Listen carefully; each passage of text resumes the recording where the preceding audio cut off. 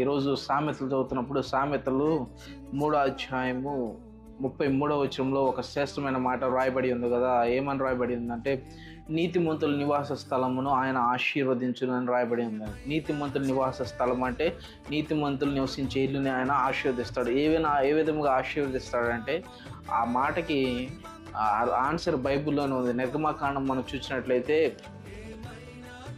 నిర్గమకాండంలో రాయబడి ఉంది కదా. నిర్గమకాండము 23వ అధ్యాయము 25వ వచనంలో ఈ విధంగా రాయబడి ఉంది. ఆయన ఏ విధంగా ఆశీర్వదిస్తాడు, నీ దేవుడైన యెహోవానే సేవింపవలను, అప్పుడు ఆయన నీ ఆహారమును నీ పానమును దీవించును, నేను నీ మధ్య నుండి రోగమును తొలగించేదను. దేవుడు చెబుతున్నాడు, ఏం చేస్తాడంట, నీతిమంతుల నివాస స్థలాన్ని ఆశీర్వదిస్తాడు, కాపాడుతాడు. అంత మాత్రమే కాదు, ఏం చేస్తాడంట, ఆయన నువ్వు తినే ఆహారాన్ని దీవిస్తాడు, నీ పానాన్ని ఆశీర్వదిస్తాడు.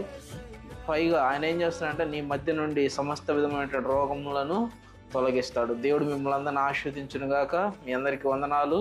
And thank you very much for your support, for your prayers, for your love towards us.